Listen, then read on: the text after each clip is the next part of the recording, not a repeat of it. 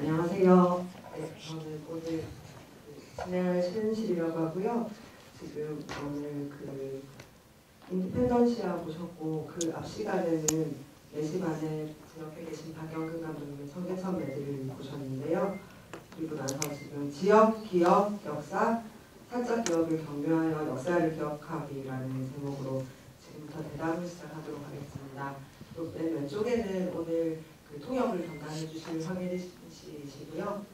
네, 그러면 박수 치셨으니까 생각하고 얘기를 시작하도록 하겠습니다. 우선 두 분 감독님께서 관객 여러분께 얘기를 시작하면서 드리는 인사로 오늘 대담을 열어보도록 하겠습니다. 네, 먼저 그러면은 멀리서 온 손님이시니까 알맞은 감독님 하실까요? We can start with the hello. Good evening. Thank you very much for watching.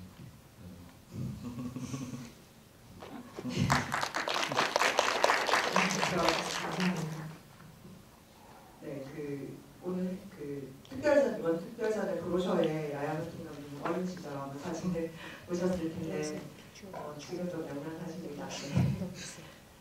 그리고 제 옆에는 4시 반에 보신 청계천 메들리 박영근 감독님이신데요. 여러분께도 인사하시면서 시작하도록 하겠습니다. 네, 안녕하세요. 박경근이라고 합니다. 반갑습니다. 청계천 메들리는 오늘 말고도 부산국제영화제나 서울국립영화제를 비롯해서 또 많은 해외 영화제까지 소개됐던 작품이라 오늘 혹시 안 보신 관객들께서도 많이 보셨을 거라고 믿고 있고요. 어쨌든 두 작품에 대한 얘기를 시작하면서 사실은 굉장히 공통점이 많은 부분이 있었음을 발견하실 수 있었을 겁니다. 그런데 평소에는 이 얘기는 그냥 얘기하는 대로 해주셔도 될 것 같아요. 사실은 저희도 서부 중심의 역사를 계속 배워왔기 때문에 필리핀에 대한 역사라고는 스페인에서 1500년대 말에부터 300년 정도 지배를 받았던 식민지로서 그 다음에는 미국 스페인 전쟁에 의해서 미국이 강점기를 거쳤으며 2차 대전 때 마닐라가 자유도시를 선언했지만 일본에서 강제로 점령되었던 그 역사가 있는 정도. 그리고 그래서 사실 미국과 일본의 지배관계가 반대이긴 하지만 저희도 비슷한 역사를 특히 20세기에는 겪었고 물론 그전 시절에는 동아시아와 서구 열강의 관계는 좀 다르긴 했지만 그 이후에도 필리핀 같은 자기 독재 시대를 거쳐서 민주화 그리고 근대화 현대 이런 식으로 넘어오는 과정을 비슷하게 거쳤기 때문에 우리가 공식적인 어떤 역사로서는 많은 것을 배우지는 못했지만 사실은 공적 역사도 많은 부분을 공유하고 있고 특히 어떤 기억에 있어서 그리고 영화로 이미지를 기억들을 구성하는 데 있어서 두 작품이 많은 공통점이 있었음을 아실 수 있을 겁니다.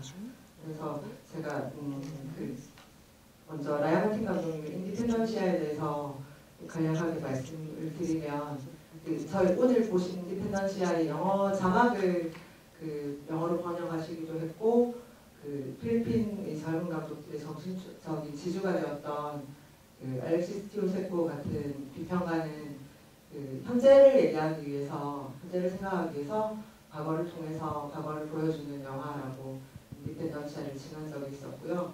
그리고 또 이번 특별전에서 상영되는 오토히스토리아 같은 경우에는 반대로 과거를 얘기하기 위해서 현재에서 과거를 바라보는 영화라고 한 적이 있었는데요. 저는 이것이 또 오토히스토리아 말고 청계천 메들리에도 사실은 해당한다라는 생각이 듭니다. 먼저 보셨겠지만 일제시대에 철물점 열었던 할아버지라는 어떤 가상의 역사를 통해서 대를 이어 내려오면서 철이라는 매개로 한국의 근대화를 얘기하고 그 근대화 속에서 대를 이어 전해져 오는 전설 같은 의식들 혹은 근대에 대한 의식들 이런 것들을 전설 혹은 전해지는 민담처럼 얘기하고 인디펜던치아도 마찬가지로 특히나 미국 강점기에 있었던 역사를 보여주는데 그 방식에 있어서 어떤 전시적인 역사를 서술한다기보다는 한 숲에 갇힌 작은 세 사람의 가족, 그 가족이 미국의 침략 때문에 살아가서 가는 이야기를 꿈처럼 혹은 이게 신화처럼 그려내고 있는 방식이 어떤 사실은 공식적인 역사가 아닌 쓰여지지 않은 상상의 역사를 다른 방식으로 영화라는 임재 매체를 통해서 새롭게 재구성하고 보여주는 방식이 사실은 굉장히 많이 닮아 있다라고 얘기할 수 있을 것 같습니다. 그래서 특히나 박영훈 감독님은 청계천 매질 상영 후에도 오늘 이 대담 준비를 위해서 같이 관객 여러분들과 같이 객석에서 또 영화를 인디펜던시아를 한 번 더 보셨는데 먼저 그러면 감독님께 인디펜던시아를 뭐 어떻게 보셨는지 감상을 얘기를 좀 들어볼까요? It was great. 네, 그래도 관객들을 위해서 조금 더 보셨다는 얘기를 해주실까요? 청계천 매질과 비교돼서 보는 것도 있을 것 같고 제가 짚고 있나요? 네.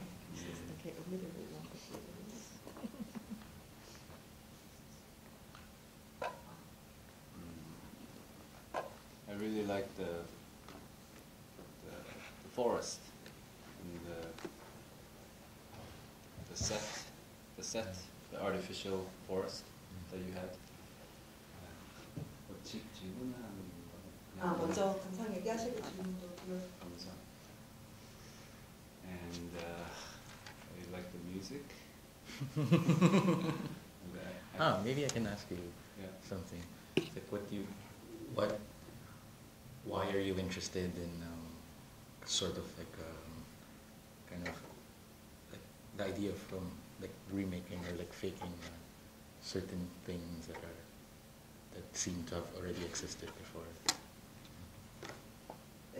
객석에 또 외국인들이 계셔서 통역도 마이크로 해주시는 게 좋을 것 같습니다. 네, 저도 엄청 놀랐네요.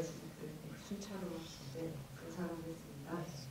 일단 지금까지 나온 말씀 거의 다 알아들었을 것 같은데요. 어떤 점이 좋았는지 이 영화에 대해서 감독님 숲이 좋았고 세트가 좋았고 그 인공적인 숲 자체가 좀 좋았다. 음악도 좋았다. 말씀하시니까 오히려 라이마틴 감독님이 그러면 올해 제가 질문이 하나 있는데 이미 존재했던 것을 약간 그 페이크로 가짜로 다시 만드는 것, 리메이크하는 것에 대해서 그런 생각 자체에서 어떻게 생각을 하냐 라고 질문하셨고요. Well, I think maybe this is a common thing as a result in Asia in general. If we want to understand the world that we live in, or our life, or our family, we are in a certain. I mean, we are in a certain. I think we are in a certain like a bigger picture. There's like a bigger flow, and my life becomes just like it's only like a spot in that bigger system of things.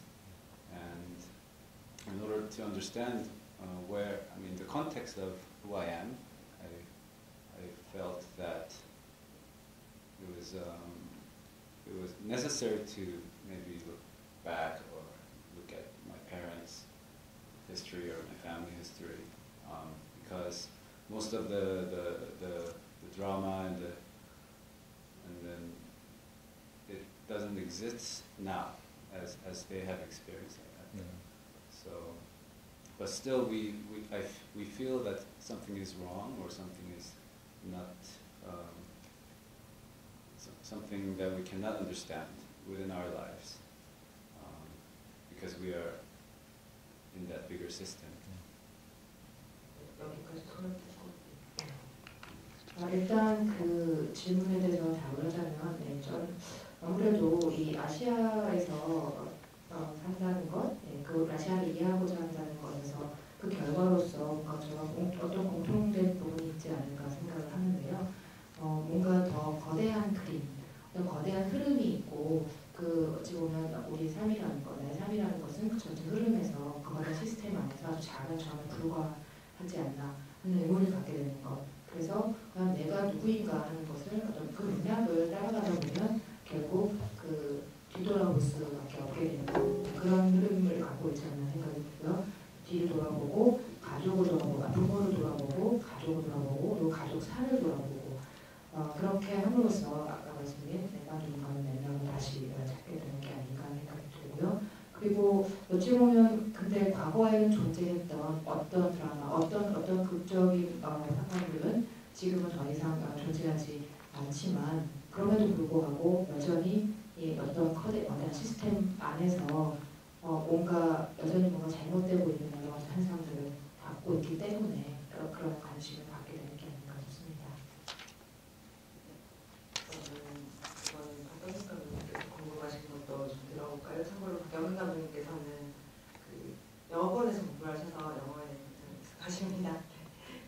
Maybe we can have a question from the Park Kyung-gun, because he studied in a 이건 아닌가요?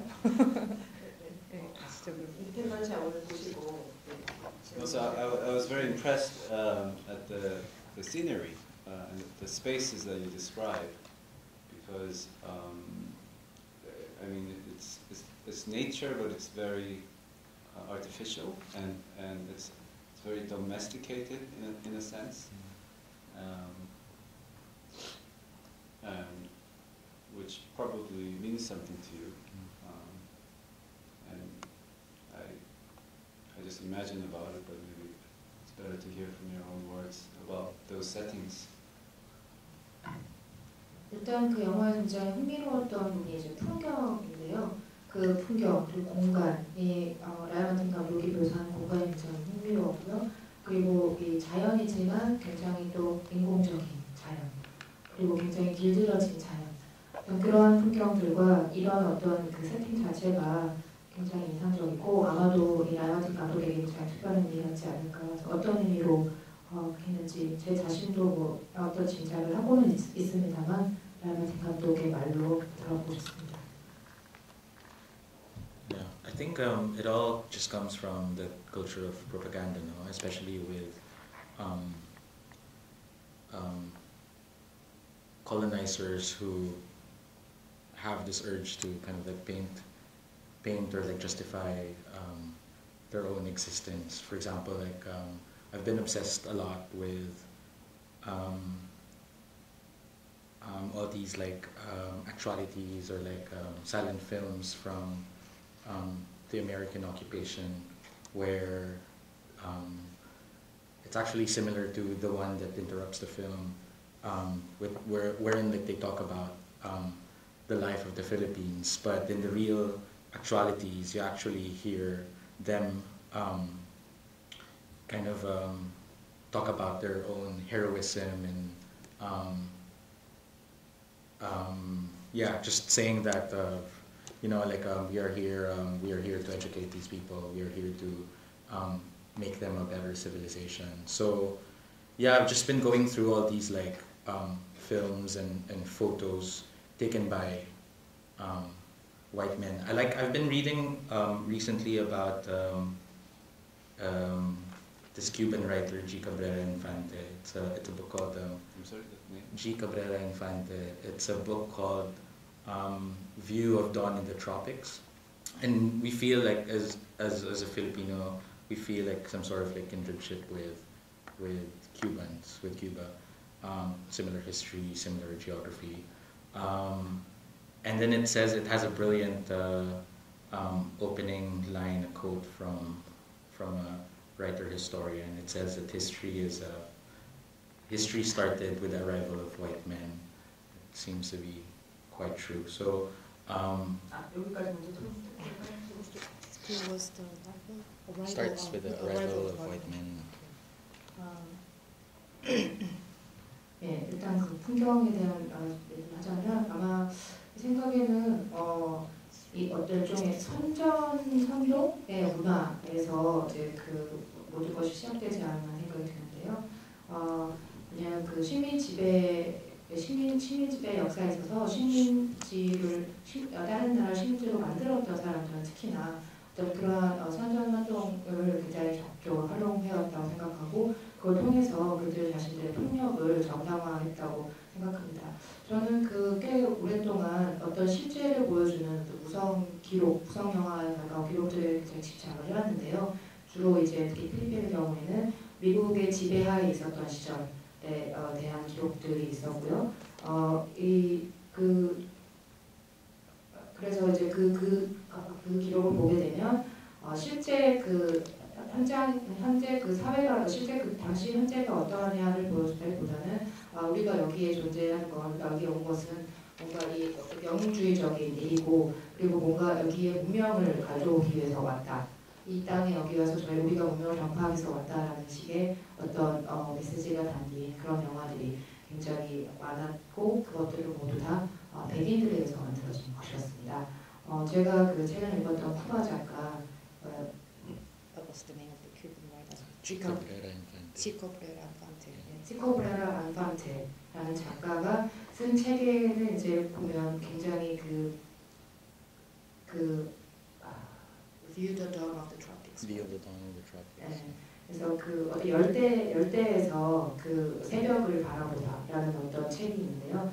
이 책을 바라보면 이 책에서 보면 사실 저희 그 필리핀 사람들은 쿠바인들과 서로 동일시하는 경향이 좀 있습니다. 역사적으로 좀 비슷한 역사를 갖고 있고 지리적으로 좀 비슷한 위치에 있어서 좀 비슷한 어떤 정서를 갖고 있는데요. 그래서 이 쿠바 작가의 책을 읽고 여기서 굉장히 그 어떤 역사가의 말을 인용하는 대목이 있는데 그 인용에 따르면 역사는 백인의 도착과 함께 시작된다라는 아주 유명한 인용어가 있습니다.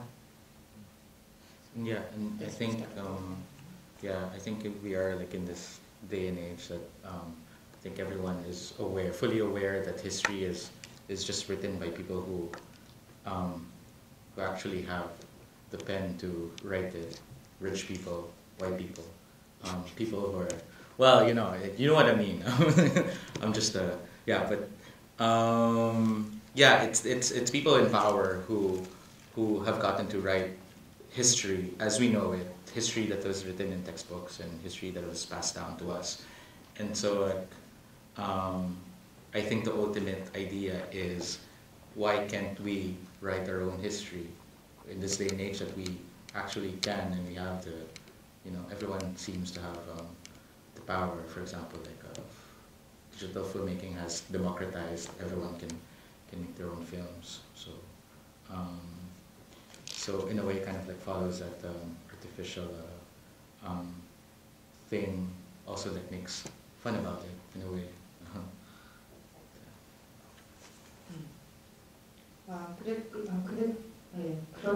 그러한 말이 얘기를 하듯이 아무래도 그 역사라는 것은 결국 쓰기 위해서 부자들에게, 백인들에게 의지했던 사람들에 의해서 쓰여졌다라는 것에 대해서 이미 인식을 하고 있다고 생각하고요. 그래서 사람들이 써왔고 혹은 저희에게 역사책으로 또 구전으로 전해져 왔던 역사라는 것은 결국 주로 백인층이었고 부유층이었던 사람들의 길에서 쓴 역사라는 것을 저는 다 알고 있다고 생각합니다. 그래서 그렇다면 왜 우리 자신의 역사를 쓰지 못할까, 써보는 게 어떨까? 더더구나 지금 디지털 영화가, 디지털 이런 매체가 많은 부분에서 또 민주화를 쉽게 표현할 수 있는 어떤 디지털이 준 민주화라는 부분 분명히 있기 때문에 굉장히 그 디지털을 활용해서 하나의 그런 이야기를 할 수 있겠다는 생각도 들었고요. 이런 시대에 더더욱. 그리고 인공적인 세트를 통해서 어떤 그런 생각들에 대한 기존의 전해져온 역사가 전해진 방식에 대한 약간의 비판 혹은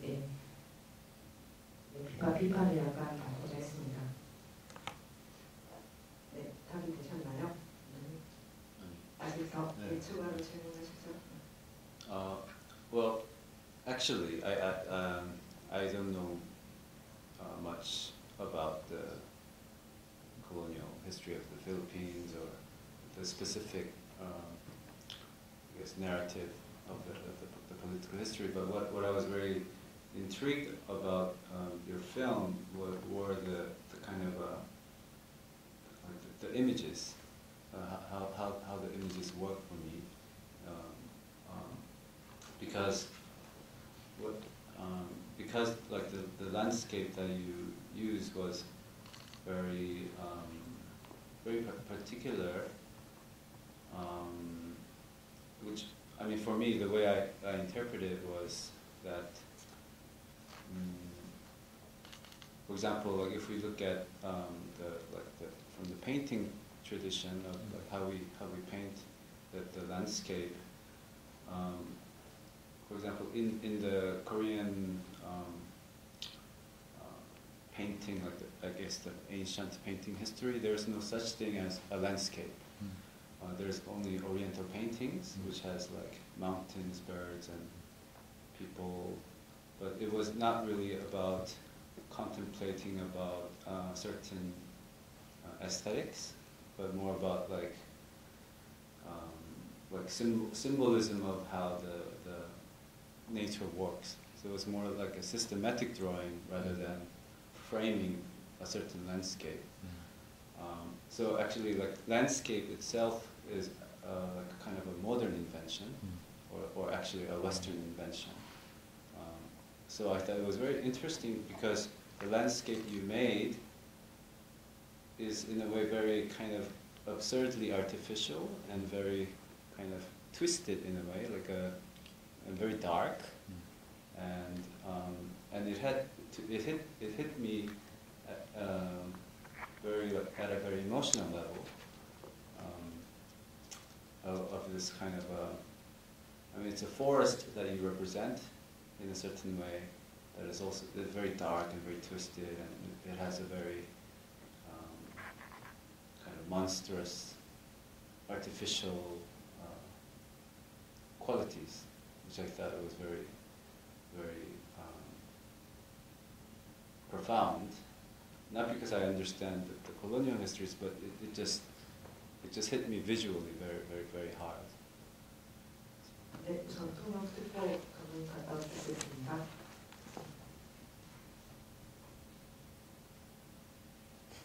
사실 저는 제가 개인적으로 필리핀의 역사에 대해서 많이 알았던 건 아니고요. 그러니까 예를 들면 정치적 역사가 어떠한 나라티브를 갖고 있었는지 이런 걸 잘 몰랐지만 영화를 보면서 내내 저를 사로잡았던 것은 그 이미지였습니다. 그래서 그 이미지가 어떻게 저한테 이제 작용을 하는가라는 거였는데요.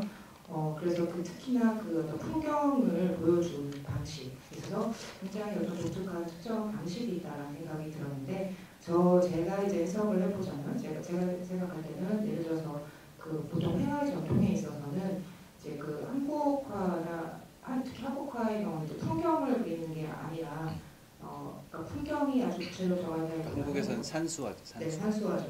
산, 새, 사람 뭐 이런 식으로 들어가는 아주 심플한 풍경을 전체적으로 보여주는 게 아니라 그런 전통을 갖고 있고요. 그래서 아주 그런 전통을 갖고 있고 그러다 보니까 어떤 좀 시스테마틱 드로잉이라고 그러죠. 그러니까, 체계적인 그러니까 산수화는 네. 뭔가 어떤 풍경이 아니고 자연의 어떤 이런 모습을 자연의 어떤 원리 같은 걸 이제 보여주는. 네, 그래서 어떤 풍경처럼 이렇게 구조화된 것이 아니라 자연의 어떤 원리를 보여주는 그런 그림이었다는 생각이 드는데요. 이 영화를 보면서 라이언 마틴이 풍경을 보여주는 방식은 굉장히 정말 이상하다라고 생각할 정도로 인공적이고 어떻게 보면 좀 약간 뭔가 뒤틀려 있고 굉장히 어둡다라는 느낌이 드는 어떤 그런 묘사를 갖고 있었고요. 그래서 동시에 굉장히 감정적으로 감정을 자극하는 감정적으로 굉장히 또 강렬한 그런 느낌이었습니다. 그래서 특히 숲을 보여주면서도 아주 어둡고 그 숲 자체가 굉장히 어둡고 뭔가 이렇게 뒤틀린 듯한 어떤 공간을 더 보이고 또 어떤 괴물과 같은 어떤 그런 느낌이 줄 만큼 그런 어떤 풍경 묘사에 있어서의 인공적인 어떤 퀄리티가 굉장히 인상적이었습니다. 그게 제가 사실 식민지 역사, 필리핀 식민지 역사를 잘 몰랐음에도 불구하고 이 영화에서 굉장히 많이 인상을 받았던 겁니다. 네, 라이언 마틴 감독님의 답변을 들어볼까요? 편하게 수행하시죠. 번역을 아니면 좀 어색하지. 객석에서도 그냥 편하게 참고. 있습니다. No, yeah, I don't have so much background in painting or visual arts, and really started like photography and cinema. And actually, the reference really for framing is the idea of Hollywood. Actually, during the turn of the century, when the Americans came, they built a lot of these Hollywood studios in Manila. And we actually still have remnants of the studios and theaters, but they set it up well for good reasons. Entertainment, which is part of their education, but also during the war, it was quicker to process, to develop, to make these war films, to send it out to the U.S. and the different parts of the world, just to give news of what's happening during the war. So I always have this fantasy of the setup of studios and studio films, and it also comes from, do you remember like when they have all these like old photos when you have the painted backdrop, but then you have like a three-dimensional prop in the middle, like a tree where people sit down, and it seems like very natural. So like those photos were actually three-dimensional. They are a box. They're like a box, like a movie theater or a studio. And yeah, it's interesting for me how someone could navigate through that three-dimensional space, which actually does not exist or is actually man-made. Yeah, you see, well, what we see in the frame, that it seems like just that, you know, the characters just go left or right, and eventually in the ending just goes down. But so yeah, you are stuck in that the perimeter of the frame, and yeah. You mean the film? With the three-dimensional picture. Yeah, or also in the studio in general. In the studio. About this whole film, I mean, you mean your record film or fiction? Or just studio films. Studio films, maybe like fiction. Studio version. 네, 사실 저는 개인적으로 뭐 회화나 시각 미술에 뭐 그런 교육을 받았다거나 그런 배경을 갖고 있지는 않고요. 제가 시작한 거는 촬영, 그 영화에서 시작을 했는데요. 오히려 이 어떤 프레임을 만들 때 있어서의 첨가됐던 것은 할리우드 스타일의 스튜디오에서 배웠다고, 오히려 그거에 더 가깝다고 할 수 있을 것 같습니다. 왜냐하면 그 이제 미국이 필리핀을 지배한 당시에, 그때 당시에 이제 마닐라에서 굉장히 그 할리우드 스타일의 스튜디오들이 많이 생겨나기 시작했었는데요. 당시에는 이제 이러한 스튜디오를 통해서 어떤 엔터테인먼트, 오락거리죠. 또한 그 오락 자체가 어떤 좀 교육 효과를 가진 그런 영상들을 또 보여줄 수 있었기 때문에 전쟁 동안 오히려 그 전쟁 영화들을 더 빨리 만들어서 그 세계 곳곳에 그 전쟁 영화를 내보내고 해서 그것으로 이 전쟁에 대해서 알리고 오히려 약간 교육하는 어떤 그러한 효과를 주지 않았나 하는 그런 타이밍이었었고요. 저는 항상 이제 마치 그때 그 스튜디오 영화 시대와 같은 어떤 셋업, 그 배경을 가지고 그거에 대해서 영화를 해보는 건 어떨까라는 그런 방식으로 영화 찍어보는 건 어떨까라는 것에 대한 환상을 갖고 있었는데요. 이를테면은 그 뒤에 그 그림 회화로 그려진 어떤 배경에다가 이제 아마 사람들이 이렇게 3차원 소품 같은 거, 뭔가 이렇게 입체적인 소품을 하나 들고 있는 뭔가 이렇게 좀 자연적인 어떤 배경은 자연적인 어떤 그림이라면 이제 3차원적인 어떤 입체적인 소품을 하나 들고 그래서 영화를 촬영된 영화를 아마 여러분 보신 적이 있을 텐데요. 그런 어떤 3차원적인 공간을 그 뒤에 평면적인 공간과 앞에 3차원적 소품을 가진 이 배우가 왼쪽으로 갔다가 오른쪽으로 갔다고 하면서 그 어떤 공간을, 그 사이에 생긴 공간을 항해하는 것, 누리는 게 굉장히 그 이미지 자체가 흥미롭다라고 생각을 했었습니다. So I mean, there's this layer of colonizing the nature itself, right? I mean, and representing the nature in a studio setting and very domesticating, like up to his ass, you know. And I thought this image was so powerful because it had those layers in it, without knowing, you know, like all the details that you just mentioned. And it just, to me, it came to me in this kind of very weird and twisted and strange way. 그래서 그런지 마치 특히 자연을 어떤 지배하듯이 승리주의한다라는 표현을 쓰셨지만 자연 지배하고 또 승리하듯이 자연 그 자체를 그렇게 하면서 만든 층이 굉장히 흥미로운데요. 그 자연이 이 안에 말하자면 이 세트 안에 마치 그 안에서 길들여지고 그 안에 포착된 것 같은 느낌 자체가 어떤 역사나 이런 배경에 대한 디테일함을 알지 못해도 아주 굉장히 강렬하게 다가왔던 부분 중에 하나입니다. 네, 추가로 말씀하시고 싶은 있으신지요? So I like that very much. 그래서 그 부분을 아주 좋아했습니다. 네, 여러분께서도 완전히 세트 촬영했다는 걸 보시면서 느끼셨죠? 네, 그리고 일단 두 분 얘기 조금 이따가 또 추가로 이렇게 주고받을 수 있도록 하고요.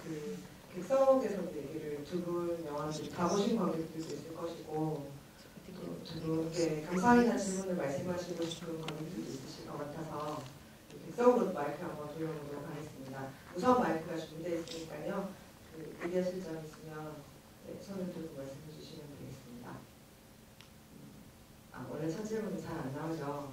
네, 이런 때를 대비해서 제가 객석에 질문 드리고 싶은 분이 좀 와 계신데 먼저 이번에 전국제영화제에서 라이언킹 감독님의 신작이 단편도 이제 곧 한국 영상자료원에서도 상영될 텐데요. 아리스 콜로니아랑 필리핀 구도에서 지금 상영됐었는데 그 중에서 전주 사이트에 들어가시면 여러분들이 웹진 공감에서 보실 수 있는데 짧은 단편이지만 굉장히 이렇게 깊은 단편인 아리스 콜로니아에 대해서 원고도 쓰셨고 도면 등 실험 영화를 만드신 이장훈 감독님 와 계신데 인디펜던시 어떻게 보셨는지 감상이나 질문 있으시면 질문 좀 들어볼 수 있을까요? 저쪽 왼쪽에 가운데 계신데요.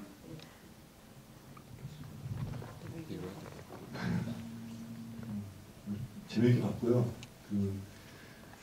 일단 제가 글을 쓸 때 좀 이제 어려워서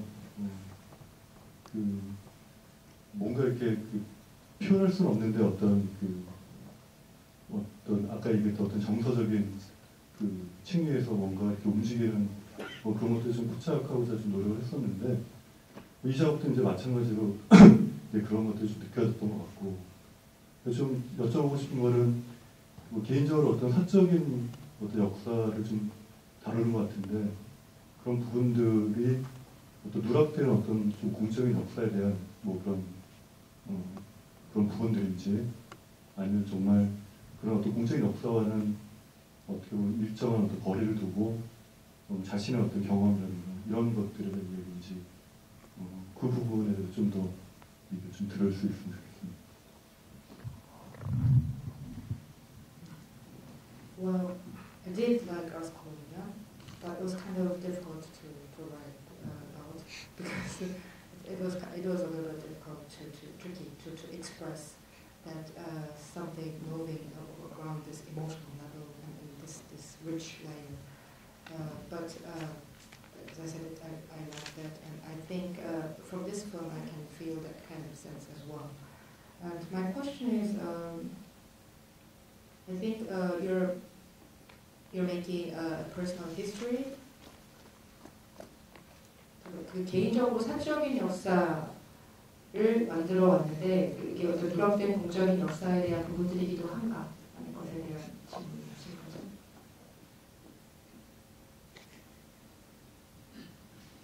그 공적인 어떤 미국 식민지라든가 네.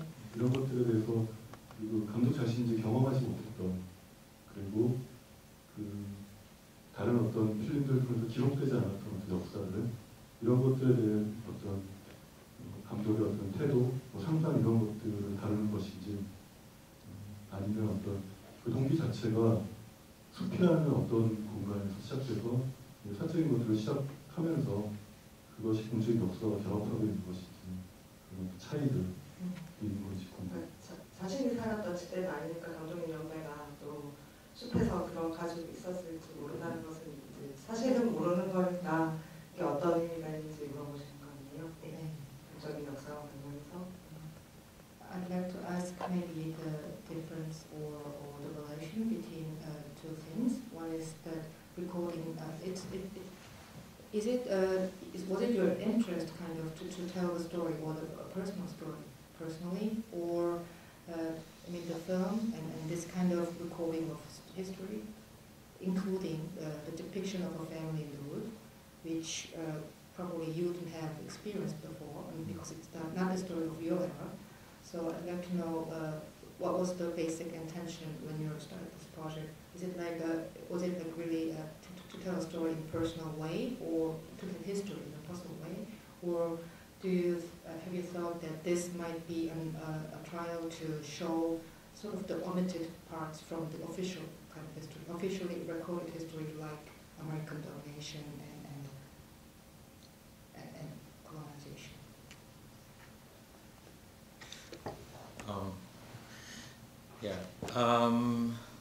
I've always, my father is a big kind of like pseudo-historian. I mean, he studied Philippine history, and we have a lot of like Philippine history books at home. But he seemed like too much into it, that he knew all the things that were happening behind writing these histories. There were these famous historians from the 30s and 40s who kind of rediscovered Andres Bonifacio is like one of the national heroes. He's kind of like the other side of Jose Rizal, which is really the official national hero. He was rich. He studied in Europe. Whereas like Andres Bonifacio was painted as a rather proletariat. He went to the mountains and basically organized this armed struggle against the Spanish army. So these historians kind of magically found all these documents at someone's backyard under like a chicken coop, and started teaching certain documents, which decades later people have tried to contest whether there actually were original or real documents or not. And I think what Sorry, so it's between Jose Rizal and and Andres Bonifacio. Andres Bonifacio. 번호파시 참고로 말씀드리면 어떤 히스토리아에서 감독님이 받으시는 필기였군요. 일단 먼저 좀 얘기를 드리자면 저희 아버지는 거의 유사 역사학자라고 할 만큼 굉장히 역사에 관심이 많고 역사 공부를 많이 했었습니다. 그래서 집에도 책장 같은 게 시커먼 필리핀 역사책들이 여러 가지가 있고 했는데요. 그래서 항상 너무 그 역사에 심취하다 보니까 이 역사를 썼던 사람들의 그 이면 혹은 역사를 쓰던 그 어떤 시절의 이면까지도 다 알고 있을 거다라는 생각을 할 정도였는데요. 그 중에 하나가 이제 그 1940년대 당시에 정말 국민적인 영웅이었던 호세 르잔이라는 분이 있었다면 그 반대쪽에는 이제 보나파쇼가 있었는데 보나파쇼 같은 경우는 이 스페인 군대에 맞서서 오히려 제가 저항의 어떤 노력을 했던 분이고 굉장히 그 호세르잔과는 서로 다른 관점을 가진 인물들이었습니다. 하지만 이런 역사물들이 어느 순간 갑자기 정말 그 닭장 같은데 그냥 버려져 있던 그 어떤 역사적 기록들을 발견해내면서 이제 그 역사적인 기록들에 대해서 역사적 기록들을 점점 더 많이 남기게 되는데요. 수십 년 뒤에는 이제 시간이 흐를수록 수년 뒤에는 이들이 썼던 그런 기록의 바탕에서 논란의 발견의 기록 바탕에서 썼던 역사가 과연 진실이냐 아니냐에 대한 논란도 존재했었습니다. Yeah, so I'm thinking like maybe it's a generational thing. Like we're past the age of revisionism in the 60s, and it seems like my generation is a bit like fatalistic about trying to understand history or historical, so-called like historical facts So it's kind of like, okay, fuck everything. We're gonna disregard everything and just go back to certain roots that seemed reachable. Just talk to my father, whose stories about my grandparents, or talk to friends whose parents were alive during the war, and just go through something just more tangible and reachable. And so in a way, yeah, it is kind of like approaching history, but in a personal way, because I think the way at least people my age understand it is these things are kind of like non-existent anymore.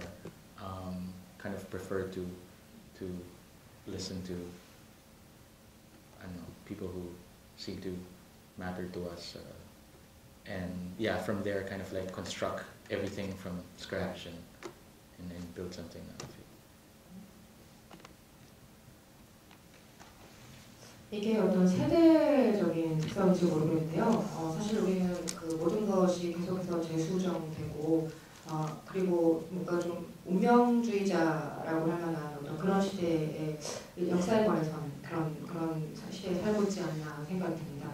그래서 말하자면 저희 같은 세대는 뭐 신경 안 쓰겠어 차라리라고 생각을 하게 되고, 하지만 그러면서도 아주 어떤 확고한 뿌리가 있는 것들에 대한 확고한 뿌리를 찾아가는 것들에 대한 어떤 그런 것들을 돌아보는 것에 대해서 관심은 있는데요. 그 방법이 어떤 기존의 어떤 문서나 서류를 읽거나 그 역사서가 아니라 오히려 우리 부모 세대, 아버지와 얘기를 하고, 또 이제 친구와 얘기를 하고, 그 친구의 부모니까 이를테면 그 어떤 전쟁을 겪었던 전쟁 세대의 친구의 부모니까 얘기를 하고, 또 그런 것처럼 뭔가 직접 손으로 만질 수 있고 닿을 수 있는 어떤 그러한 범위 안에 있는 것들을 통해서 역사에 대해서 다시 역사에 대한 관심을 갖는다는 점에서는 어찌 보면 역사를 굉장히 개인적인 방식으로 접근하는 거라고 할 수 있을 것 같습니다. 왜냐하면 이 대부분의 것들은 지금 저희 세대에게는 거의 존재하지 않는 거나 다름없는 어떤 그런 이야기이기 때문에 오히려 이러한 얘기들을 통해서 믿을 수 있는 사람들, 가까운 사람들을 통해서 그런 얘기를 들으면서 아주 그 하나의 스크래치, 아주 작은 자국으로부터 하나씩 하나씩 쌓아가야 하는 그런 과정을 갖고 있지 않나 합니다. 네, 저는 첫 질의가 있습니다. 네, 그리고 또 객석의 그 풍부한 날도 만드시는 또 시험 영화나 사진이나 여러 방면에서 또 활동하셨던 이난 감독님도 와 계신데 어떻게 보셨는지 혹은 질문 있으신지 잠깐 얘기 들어볼까요? 여기 가운데 계신데요. 네, 그 잠깐. 네. 예, 너무 잘 봤고요. 대강 얘기가 1900년대 초반 때 이야기인 거죠. 그걸 우선 좀 미국이 이제 침략을 본격적으로 해오는 시기니까요. 네, 그렇게 보시면 되겠습니다. 근데 미국 스페인 전쟁은 1897년, 네, 7년에 시작된 걸로 알고 있고요. 개인적으로는 무성 영화일 거라고 생각을 했는데 아니어서 약간 놀랐고요. 시작돼서 영화 내부로 들어가는 방식이 굉장히 독특하더라고요.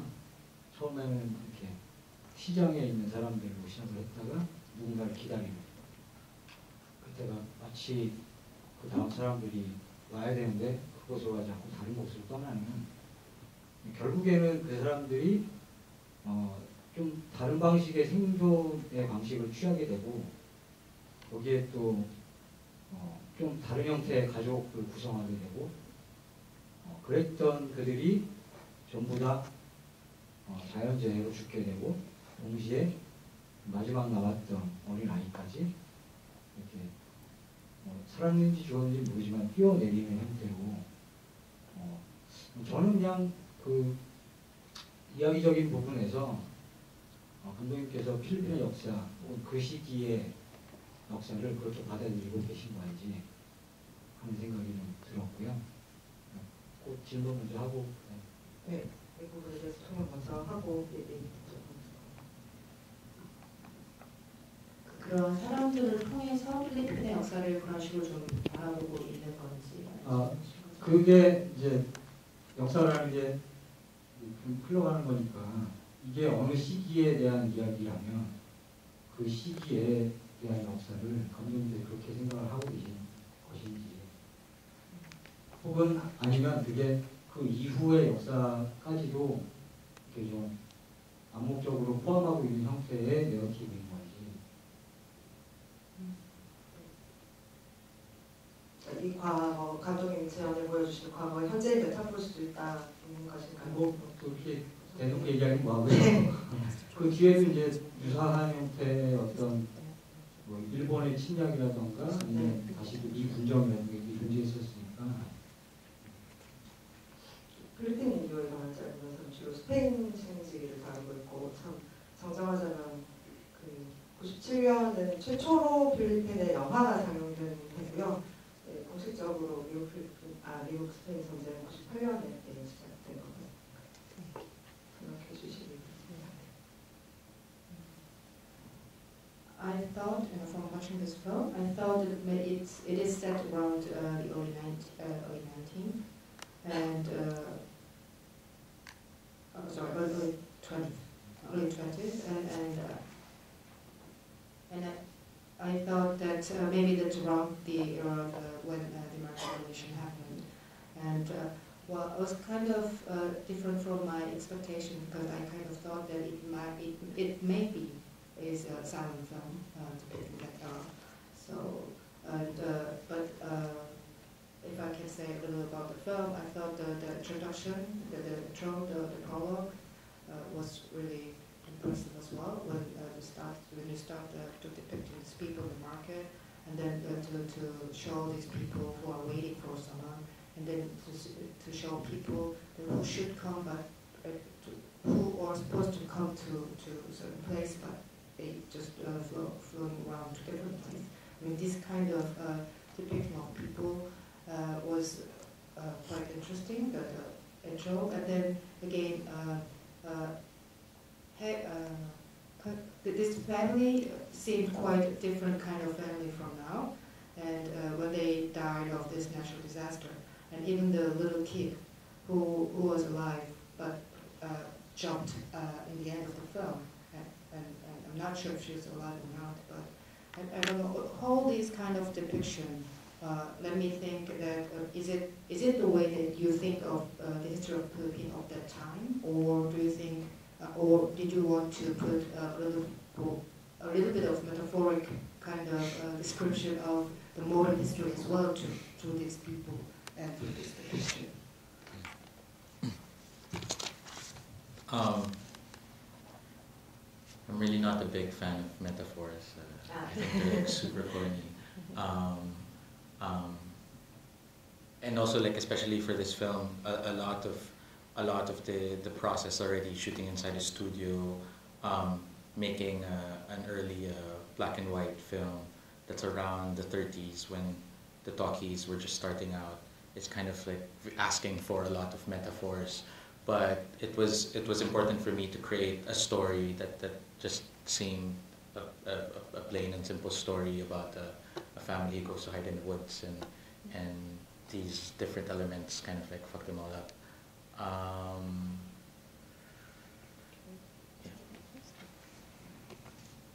사실 제가 이렇게 어떤 은유, 어떤 메타포라는 것을 굉장히 좋아하는 사람은 아닌데요. 이 영화 같은 경우는 이제 스튜디오 안에서 이제 거의 전체를 촬영을 했고, 그리고 지금은 그 30년대 초반의 분위기, 사실 많은 부분에서 어떤 그 메타포를 가질 수밖에 없는 어떤 그런 영화이기는 한데, 저는 조금 더 굉장히 단순하게 이야기를 하고 싶었습니다. 그냥 한 가족이 숲으로 가서 숨고 그 다양한 어떤 그 현상들과 요소 때문에 망가지는 그러한 어떤 단순한 이야기를 하고 싶었고요.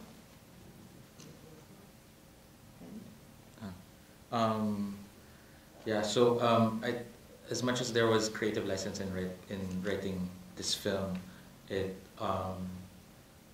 also came from the stories that my dad told me, snippets here and there about people who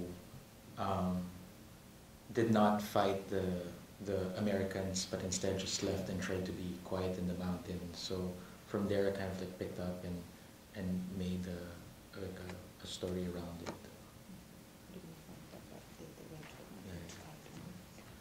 그래서 이 영화의 이야기가 굉장히 대부분 다 이제 어떤 그 창작해낸 어떤 부분인 것도 분명히 있지만 또 어떤 점에서는 이 그 시나리오 쓰는 과정에서는 생각해 보면 여러 들었던 이야기들의 영향이 분명히 있었습니다. 아버지한테 들었던 얘기 혹은 여기서 저기서 조금씩 주워듣게 된 얘기들. 이를테면 그 미국 지배 하에 있을 때 미국에 대한 싸운다거나 어떤 그 싸운다거나 하기보다는 그냥 조용히 산으로 들어가거나 했던 그런 사람들의 이야기도 있었습니다. 네, 다음 사람은요. 네. 그 질문을 드렸던 게 영화적인 형식이 그 토끼와 무성과 토끼가 넘어가는 순간 즈음에 있었던 형식의 만듦새여서 이게 어느 시기를 대상으로 한 건지는 궁금했었던 거였고요. I asked the question because your film looked like it has a look of the film from that era, just between the silent film and talkie film, Yeah. and that's why I was kind of curious of what era you were specifically depicting. 그리고 약간은 좀 현실적인 질문으로 영화 속에 항상 바람이 거의 나오더라고요. 세트임에도 불구하고. 필리핀에는 원래 그렇게 바람이 많은지.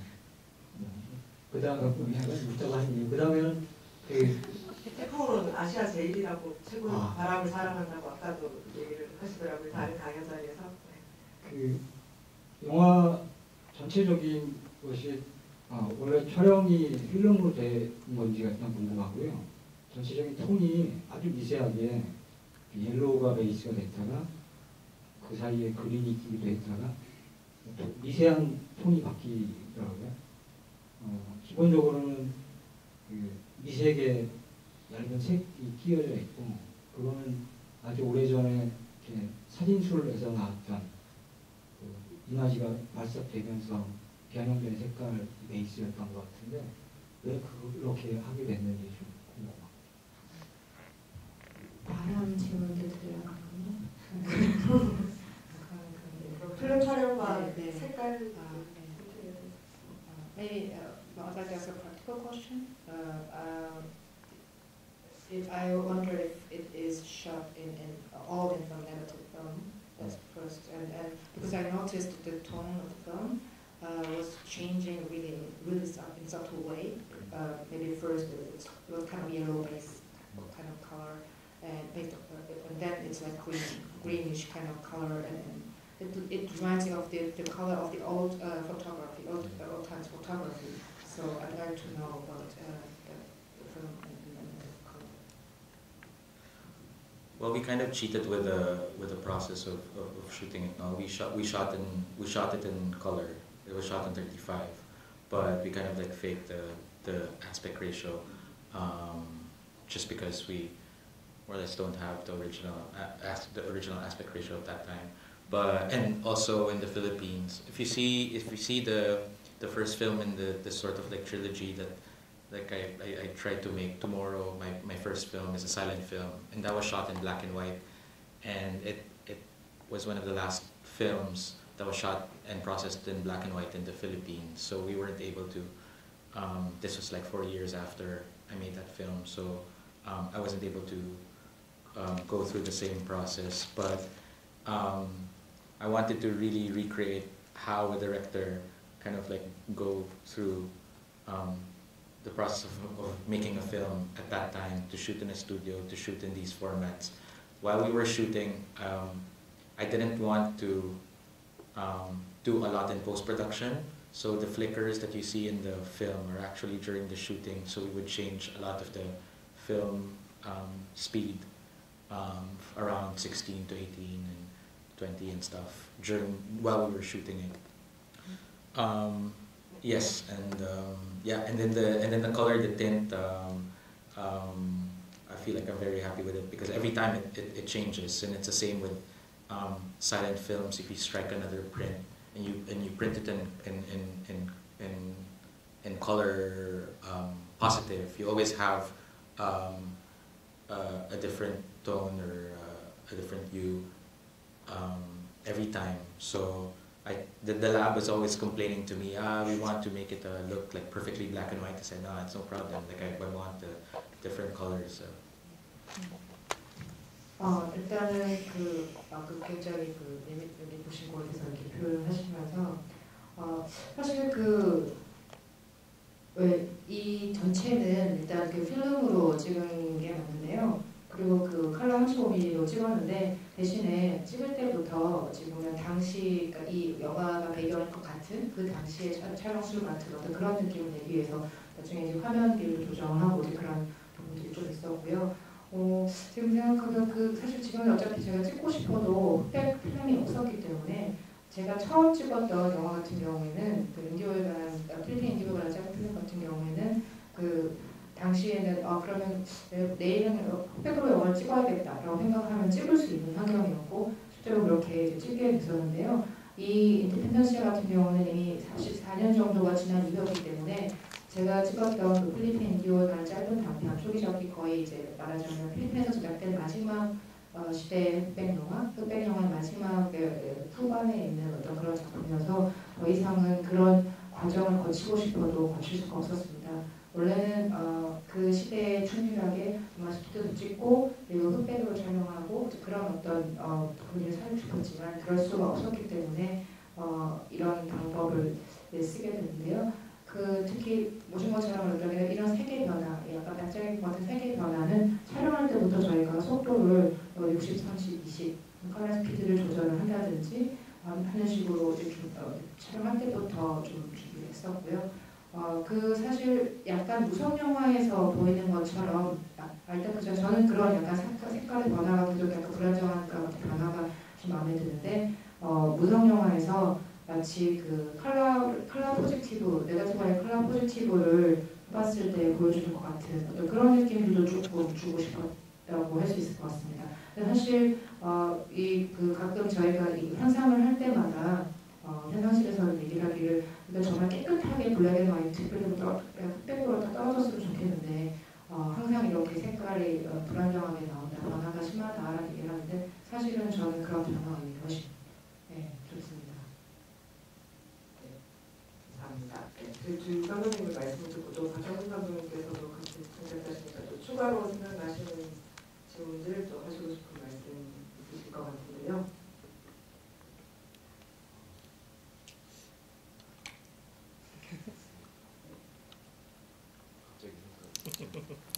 먼저 받을까요? 네. 아무래도 소형 하다 보니까 제가 제일 질문을 못하고 있는 것 같은데 양해해 주시면서 편하게 질문이나 여기 있으신데요. 라야 마틴 감독님한테 질문이 있는데요. 옛날이랑 다르게 요즘은 이렇게 라야 마틴 감독님은 엄청난 속도로 엄청나게 빠른, 엄청나게 꼭 파악해 주셔야 되는데 엄청나게 빠른 속도로 계속 영화를 장편을 만들고 있는데 제작비는 어떻게 가져오는지도 궁금하고 그런 어떤 시스템 같은 걸로 어떤 시스템이 있길래 이렇게 영화를 이렇게 빨리 이렇게 만들 수가 있는지가 좀 궁금하거든요. Unlike the old days, I think you're really making a fast or at a crazy speed, making feature films at a crazy speed these days. And I'd like to know how do you fund your project these days and 제작비 어떻게 가져오는지. It's drug money. 마약으로.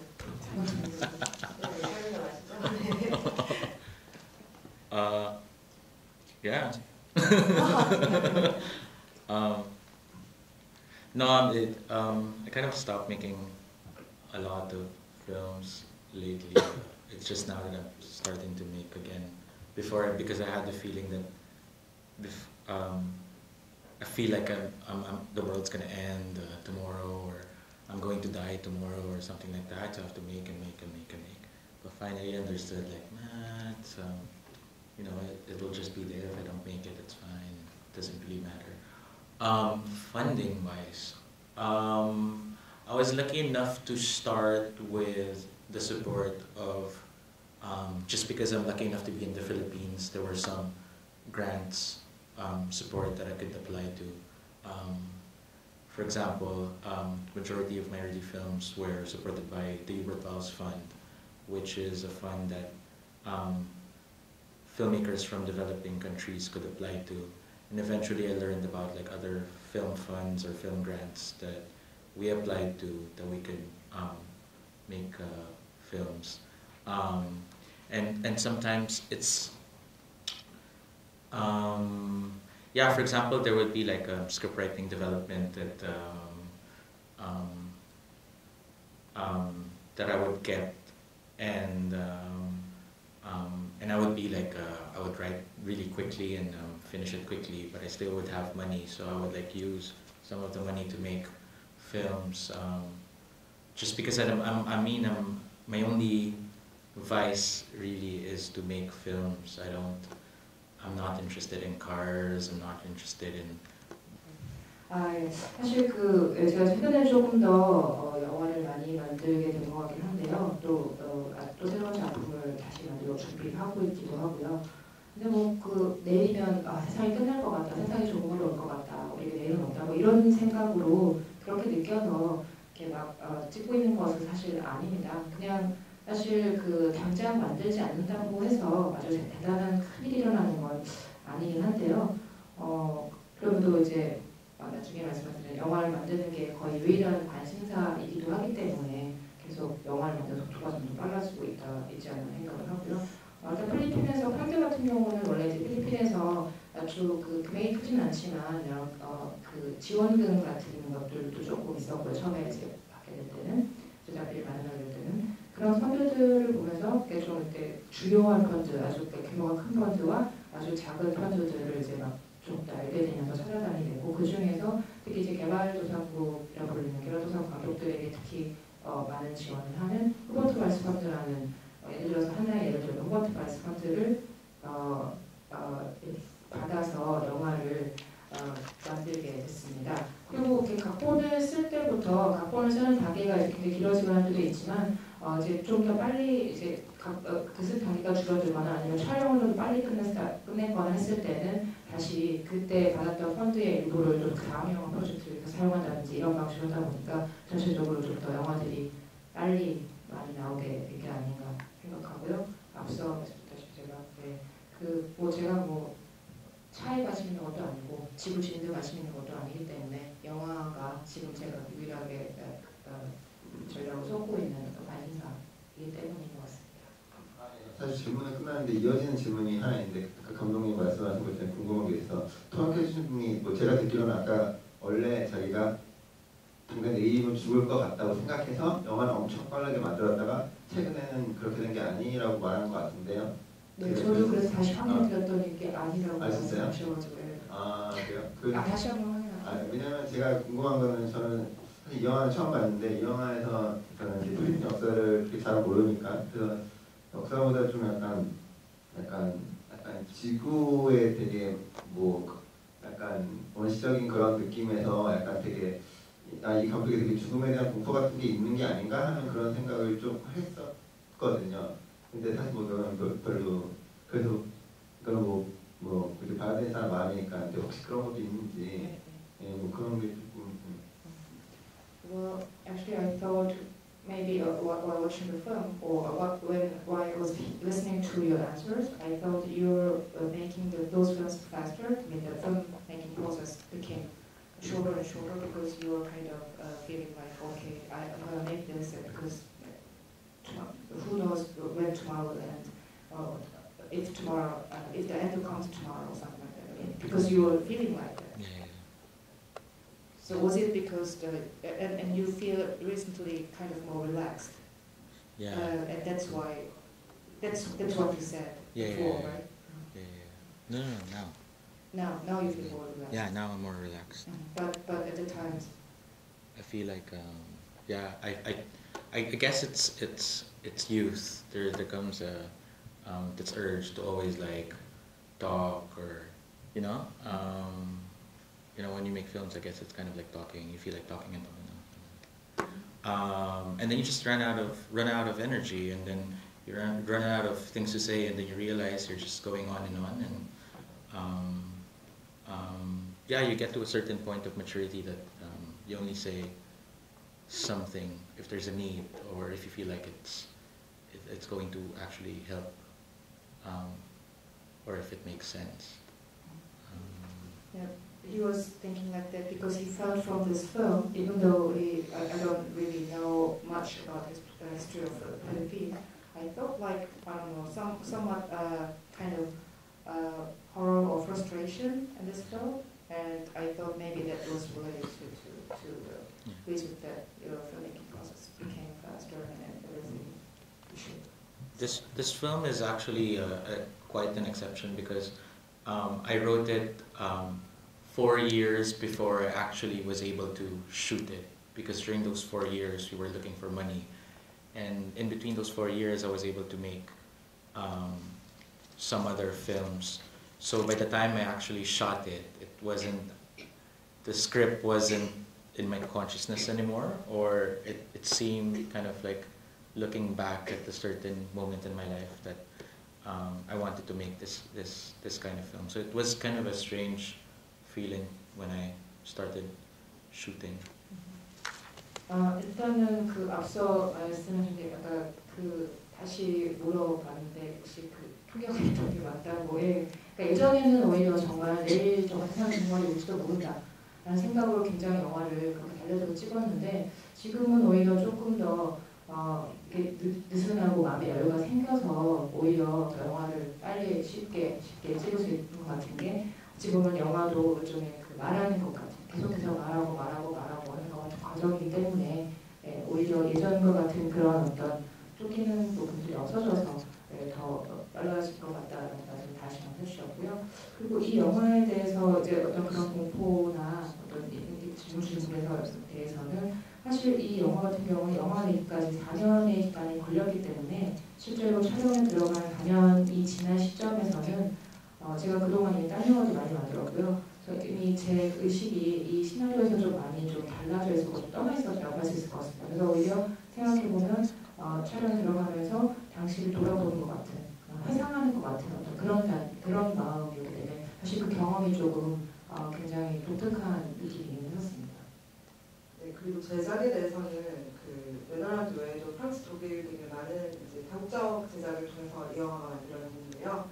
감독님 영화 중에서는 유적 대규모의 영화이고, 네, 이 영화를 같이 만드시고 또 감독님이 여러 작품을 함께 제작하신 아일린 쿠에바 씨 프로듀서도 원래 같이 오셨는데 오늘은 다른 일정이 있으셔서 이 자리에 아쉽게 못하셨는데요. 내일 토요일 3시 30분에 필리핀 인도에 관한 짧은 필름이 상영 후에 그 감독을 인터뷰하다라는 그 제목으로 줄탁동시 만드신 김경국 감독님과 그 아일린 쿠에바 그 PD분 그리고 감독님 세 분이 대담하시는 순서가 있거든요. 그래서 프로덕션에 대해서는 아마 내일 그 프로듀서분께 더 질문하시는 조답을 얻을 수 있을 것 같습니다. 네, 또 질문 있으신지요? 네, 저기 여성분이 좀 들어주셨는데요. 처음으로 접하게 됐어요. 그래서 감독님도 그러니까 처음으로 알게 됐는데, 근데 그러니까 숲이 주는 그런 영상이 굉장히 오묘하고 그래서 굉장히 매력적으로 잘 봤고, 근데 저는 아무래도 좀 글을 쓰는 작업을 하다 보니까 대사 하나하나도 좀 눈여겨보게 되었는데, 대사에서 더러 좀 시적인 그런 대사가 많이 나와서 굉장히 좀 그런 게 가슴에 많이 와닿는데, 그러면서 그런 시적인 대사를 쓰는데 참고하신 것들이 있는지 일단 그게 궁금했고, 그리고 두 번째는 마지막 장면에서 회화적으로 그 뒤에 그러니까 소년이 떨어지고 뒤에 산이 굉장히 색깔이 정말 붉은, 근데 굉장히 좀 암울한 붉은색으로 그렇게 변했잖아요. 그거를 저는 굉장히 복합적으로 해석을 했는데 제 해석보다는 감독님께서 어떠한 의미로 그렇게 만드셨는지 그게 듣고 싶고 마지막으로 세 아, 가지 우선 첫 번째 질문부터 통해서 순차적으로 답변드리도록 하겠습니다. 네, 일단 첫 번째 질문 그 숲이 주는 영상에 대한 숲이라는 영상에 대한 아니 시점에 대해서 시점에 대해서 앞에 그 있습니다. First of all, it's the first time for me to watch one of your films, and I thought it was really, especially the images with the wood, the forest, had a very subtle and attractive kind of appealing to me. And but I myself am a writer, and I thought while watching the film, all the dialogues, some parts of the dialogues are really kind of poetic. So I was kind of curious what kind of reference, if you had one, if you had what that kind of reference to while you were writing the scenario that inspired you to write that kind of poetic dialogues.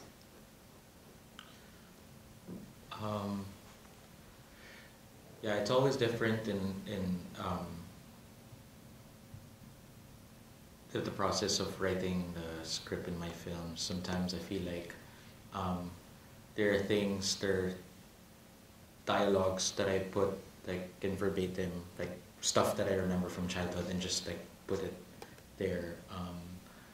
But for this one, I actually work with another scriptwriter. It's actually a really interesting process. He wrote some movies for studio for he was making like studio films in the Philippines. He was writing for this studio company, one of the biggest in the Philippines. And but also at the same time he was taking up ethnography. So at the time when I tried to contact him, he was living in the forest. So he would stay there for a week or so and then come back to the city and then have access to the internet. And we would throw each other like lines or ideas, and then he would go back. I would stay in the city. I would stay in Manila, but he's like a few hours away outside, and just live there. And he would tell me what's happening in the jungle, or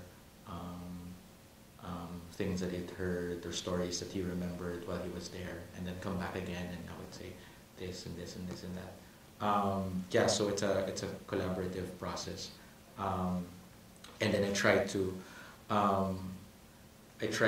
I always, when I come up with a final script, I always try to read it to myself, kind of like reading it as if I were like the character, and just like make adjustments and stuff. So yeah. In my room, I look silly, but You say he's from Philippines. I feel like he's original from there. yeah, he was studying like ethnography. 그 시나리오 쓰는 과정은 작품마다 그때그때 굉장히 다른데요. 어떨 때는 정말 어릴 때부터 기억하고 있는 굉장히 많은 것들을 다 이제 하나의 시나리오에 넣어야겠다 생각하고 하나 넣어서 작업을 할 때도 있고요. 이번 같은 경우는 사실 좀 달랐던 게 다른 시나리오 작가와 공동 작업을 했었고요. 저한테는 굉장히 흥미로운 경험이었습니다. 그 작가 같은 경우는 필리핀에서 지금 제가 이제 이름이 생각이 안 나지 않는데 꽤 이제 큰 그러니까 스튜디오 영화들을 만드는 그런 영화사인데요. 그런 영화사 일을 하는 이제 친구인데요. 그 나름 어떤 필리핀의 어떤 그 지역학, 민속 지역학 같은 것도 공부를 했기 때문에 관심이 굉장히 많아서 일주일에 한 번, 두 번 정도는 숲에 가기도 하고 이제 그렇게 이제 사라졌을 때는 이제 서로 이렇게 만나지는 못하지만 뭐 이메일이나 이런 걸로 주고받으면서 연락을 하기도 하고 그리고 그렇게 이제 이렇게 눈앞에 사라졌다가 그리고 거의 그 연락을 안 하다가 또 돌아오면은 정글에서는 또 어떤 이야기들이 이렇게 정글에는 어떤 이야기들이 있었다. 이런 얘기들도 또 어떤 이야기 생각났다, 어떤 얘기 있었다 이런 얘기 같이 나누면서 이제 그런 어떤 협동적 과정을 공동 작업의 과정을 거쳐서 나오고요. 저는 보통 이렇게 마지막 대본이 나오면 처음부터 끝까지 이제 혼자서 이렇게 읽어보는 것이 있는데요. 혼자서 이렇게 읽어보면서 소리내서 읽어보려고 소리내서 읽어보려고 남들이 보면 약간 정신 이상해 보일 수도 있는 어떤 그런 그래서 이렇게 그 소리내서 읽어보면서 그때 어떤 인물을 더 넣고 빼고 할지를 결정하곤 합니다. 실제로는 마지막 장면에서 바뀌는 산에, 주로 바뀌는 네. 산에 대해서 물어보셨는데 아무렇다고 표현하셨는데 And the second question is, okay, the second question, what was the second question? The second question is about the last scene when after a child has jumped, or if you don't know the child is alive or not, the scene, the last scene with the mountain changing its colors, like really red, and I thought it's kind of really, it looked pretty gloomy. So I would have my sort of interpretation, but I'd like to know what was your intention to show that kind of scene in a very painting-like way.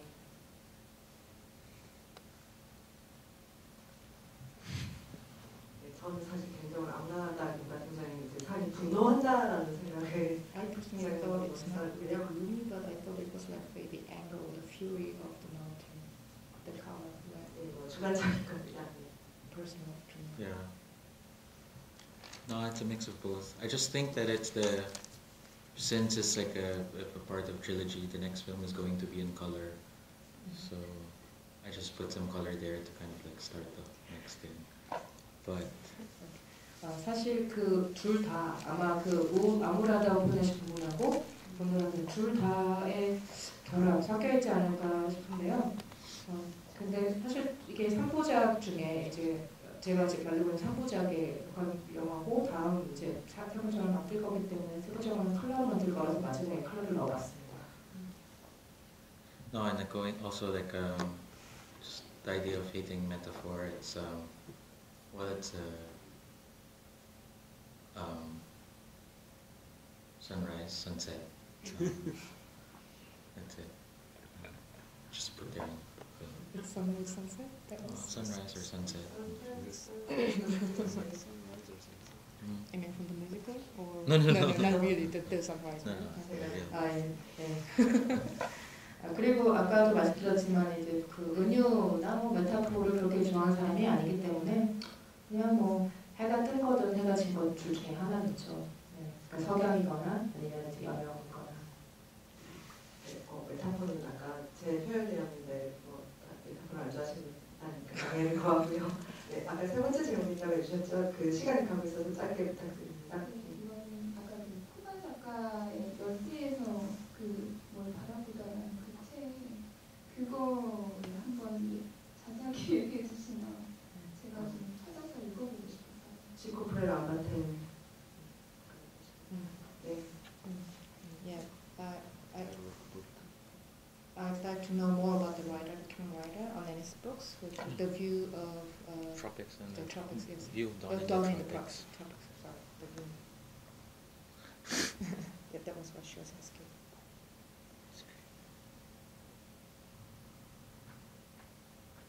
Can you?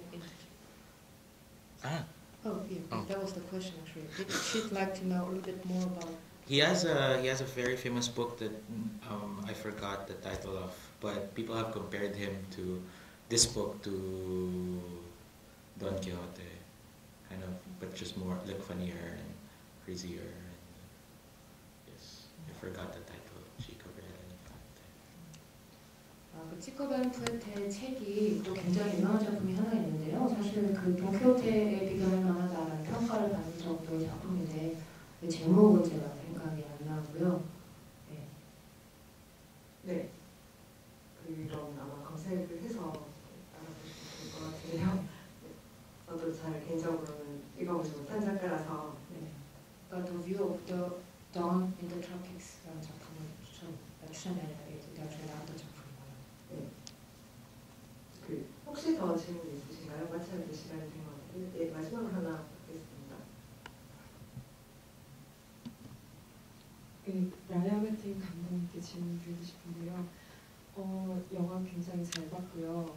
그리고 제가 필리핀 영화를 많이 보지 못했는데 그 라구디아스 감독님 영화를 보면은 굉장히 자연 풍경을 오래 이렇게 보게끔 만들면서 거기서 뭔가를 얘기한다는 느낌이 있었거든요. 근데 이번 영화는 이렇게 아까 말씀하셨듯이 굉장히 자연을 인공적으로 제한된 방식으로 보여주고 계신다는 게 느껴졌는데 근데 이게 첫 번째 궁금한 거는 그러니까 제가 어저께 상영 중이라는 영화를 봤거든요. 근데 그 영화에서도 이렇게 좀 다른 영화를 질문드려 죄송하지만, 그러니까 그 소녀가 성장하는 과정에서 그러니까 계속 밤의 시간을 보여줘서 그 소녀가 뭐 학교를 다닌다든지 그 동네가 어떤 동네에 살고 있는다든지 하는 그런 어떤 공적인 풍경 같은 거는 다 삭제가 돼 있다는 느낌을 받았거든요. 그래서 어떤 지금 영화에서 그 풍경을 그렇게 제한적으로 보여주신다거나 아니면 상영중 같은 영화에서 소녀를 어떤 삶 속에서의 그 풍경을 모두 다 지워버리시는 그런 걸 어떤 의도로 그렇게 하시는 건지 궁금합니다. 네, 그러니까 라우디아즈 감독님은 풍경을 많이 보여주시는 편이고 라우디아즈 감독님은 지워버리는 편인데 그런 식으로 네, 그러니까 자연을 보여주지 않고 네, 자연을 그건 아까 박경민 감독님 말씀하신 대로 스케이프를 어떻게 조명하느냐 그런 방법은 저도 좀 통하는 부분인 것 같아요. 제가 더 궁금한 거는 사실 상영중이라는 영화에서 그렇게 그러니까 이걸 보여주시지 않은 거에 더 궁금하거든요. 특히 상영 중에서. 그러니까 뭐 학교라든지 이런 동네라든지 공적 풍경을 거의 삭제하다시피 한 거, 그거 말씀하시는 거예요. 네, 영화에서. 네. First of all, I liked your film very much, and I saw. I mean, although I haven't seen a lot of Filipino films, but I think I've seen some of Brad Diaz films, which put the scenery in there very beautifully to make you or want you to see longer somehow. But on the other way, in your film, nature is depicted in a very artificial way, and it's quite limited in the space. So I think you have a very different approach.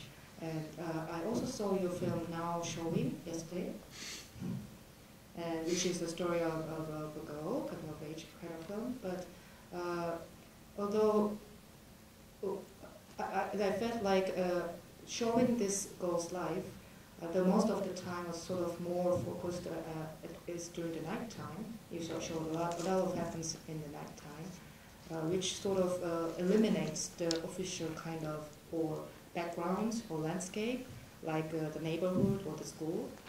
So I think depicting, using landscape in that way, in that very limited way, was really interesting to me. So I was wondering what was the intention to show that kind of landscape in a very limited way, or in now showing eliminating the landscape. What was the intention?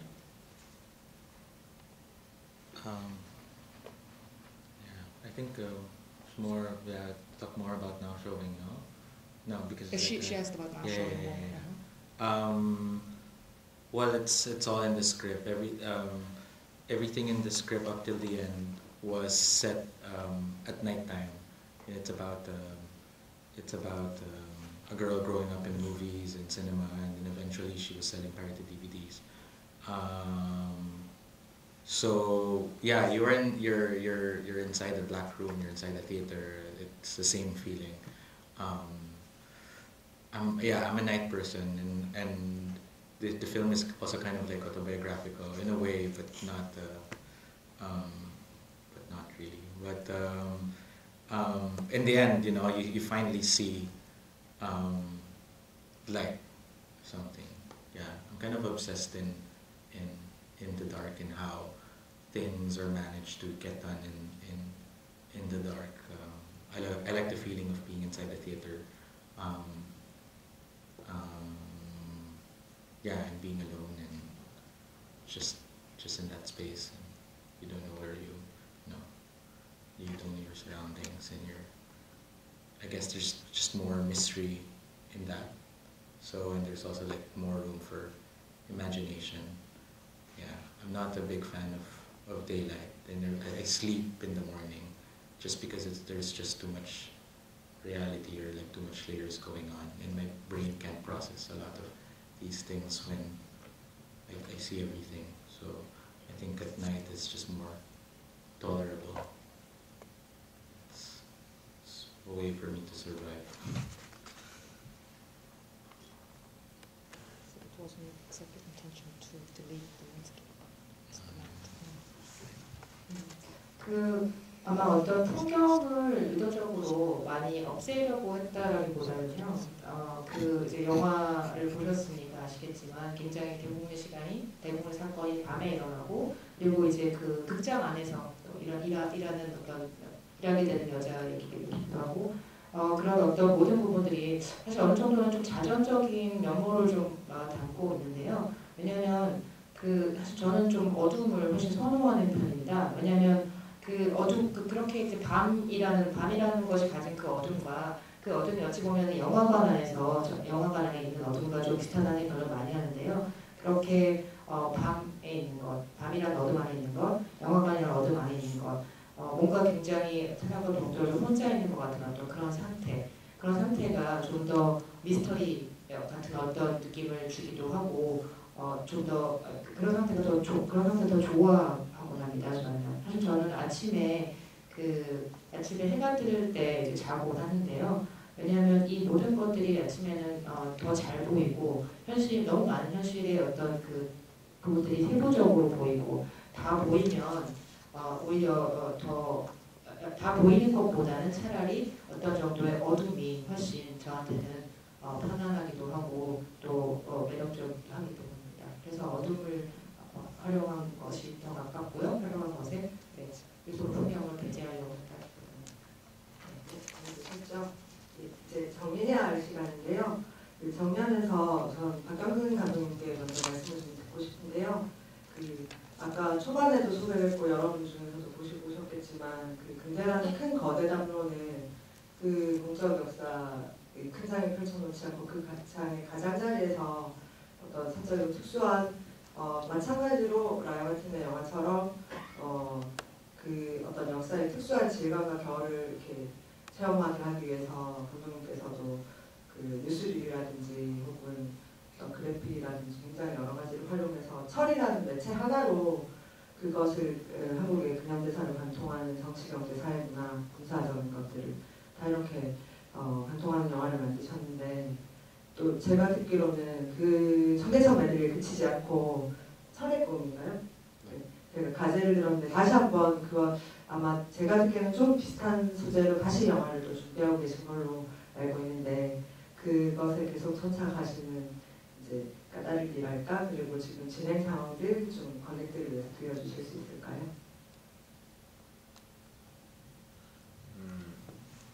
통역을 위해서 아직 앉아 계시니까 통역 잠깐 해주실까요? 진짜 앞에 철의 꿈. 철의 꿈. 혹시 영어 제목이 따로 있으면 아이언 드림인가요? 드림 오브 아이언?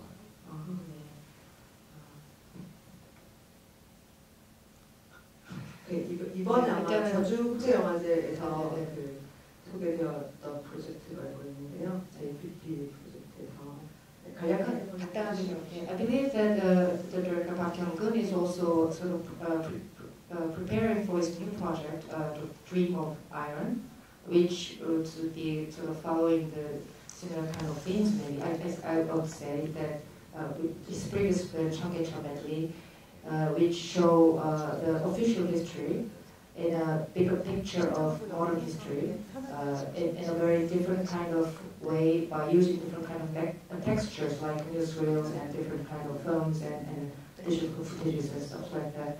So I'd like to ask how far he has come with this new project, The Dream of Iron. Well,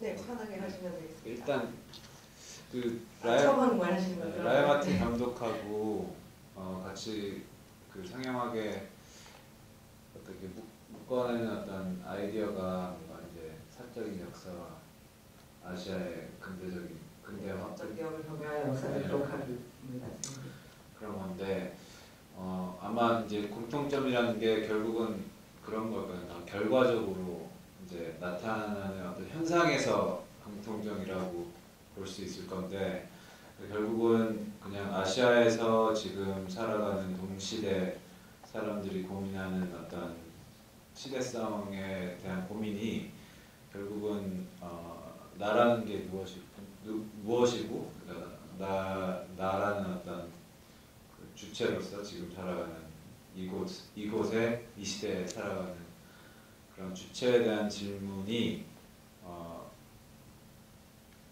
특히 또 이제 아시아에서는 그런 질문이 그 전에는 없었다는 거라고 생각해요. 그래서 지금 이 세대에 와서야 그러니까 그 콜로니얼 히스토리가 끝난 후에 이제 정말로 그 역사와 뭐 가족과 뭐 큰 사회와 단절되는 어떤 개인적인 질문들을 할 수 있는 시대에서 뭔가 이제 같은 공통점이랄까 뭐 그런 게 생기는 것 같은데요. 그래서 네, 우선 여기까지 하고 그러면 저를 읽고 들어가도 될까요? I think that we had this specific program, this talk, which is titled Recording History via Personal Memories, and having the screens together, my film and Raya's film. Watching these, I think maybe the things we have in common is that we are living in Asia, and that commonness maybe is that we are living in Asia, and we are from the same generation, a similar generation. So it's like the contemporaries of living in Asia now, and living in Asia in this contemporary age, we would ask about who I am and how I live as a person, as a person, and I think before in Asia we didn't ask really about this. But now, sort of cut off from the previous history or tradition, or from the family-oriented kind of culture, maybe that's because why we, the different kind of generation, can start to talk about this. 네, 그래서 이어서 아까 말씀하셨던 작품에 대한 얘기.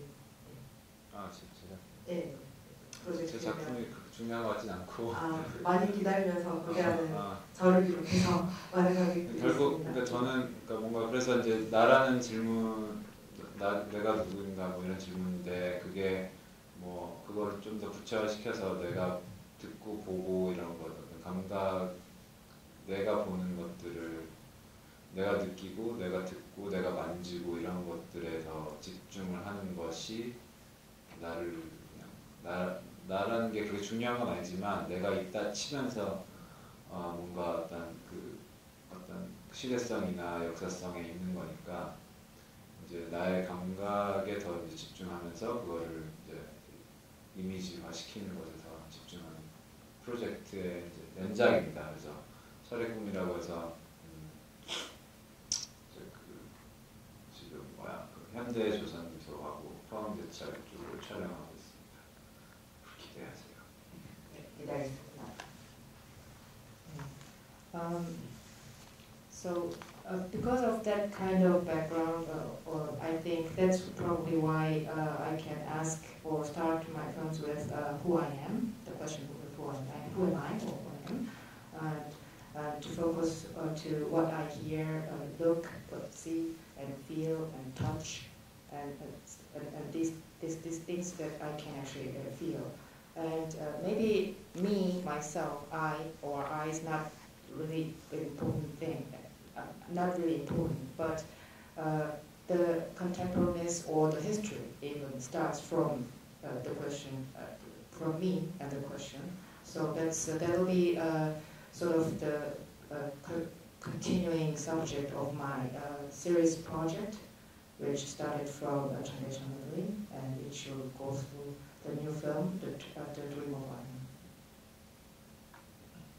네, 다 말씀하셨으면 이제 진짜 마무리할 시간인데요. 아마 오늘 얘기한 것 중에서도 다 못다한 얘기들이 있을 텐데, 이를테면 뭐 호세리잘에 대한 얘기 같은 경우에는 그 일요일날 상영될 도이너스 엑시스 에스파냐를 보고 오시면 더 얘기할 수 있을 것 같고요. 더 좀 해주실 것 같고, 부나파쇼에 대한 얘기는 오토히스토리아를 보러 오시면 좋을 것 같고요. 내일은 아까 예고드린 대로 김경국 감독님과의 자리도 마련되어 있습니다. 많이 10일까지 계속되니까 많이 참여해 주시기 바라고요. 그 마지막으로 라야마틴 감독님 얘기 들으면서 그 인사 말씀드리면서 자리를 정리하도록 하겠습니다. 전주에서도 계속 일정이 있어서 피곤하셨을 것 같은데 네, 장시간 고생하셨고요. 네, 좋아하십니다. 네, 말씀 통역할 때 You're 보면 happy to get it finished? No. 아니 그래서 웃으신 건 아니라고. 네. It's a last comment on this talk because thanks to you, thank you for coming all the way from Jeonju, and we know you've been through quite a tough schedule. So. No, thank you very much for inviting me. I'm really happy to present my films. If you can watch the other films. Now I'm just like after this talk, it's become more complicated. Why you keep on doing these things, like digging through history, and becomes, I don't know, just being more persistent about finding things. Now I just feel finding, I don't know, whatever. Maybe in the end we don't find anything at all, but yeah. Thank you very much for. 우선 아니 저도 초대해 주셔서 정말 감사하고 여쭤주셔서 굉장히 기쁩니다. 근데 다만 지금 오늘 이 시간을 진행하고 이 시간을 지나면서 이렇게 대화를 하다 보니까 정말 지금 이렇게 끈질기게 뭔가를 찾으려고 하는 걸까? 뭐 찾을 수도 있을 수도 아닐 수도 있고 하지만 뭐 찾을 수도 있고 아닐 수도 있고 뭘 찾는지는 정확히 모르면도 불구하고 왜 그렇게 끈질기게 우리는 찾게 되는 걸까 하는 생각을 좀 더 강하게 하게 되는 것 같고요. 그래서 약간 그 생각에 약간 빠져있긴 했지만 오늘 와주셔서 정말 감사합니다. 저도. 네, 그 얘기 나오면 다음 작품도 나올 것 같지 않나 싶습니다. 그 고생해주신 세 분과 함께해주신 관객 여러분 모두께 감사드리면서 이 자리를 정리하도록 하겠습니다. 고맙습니다.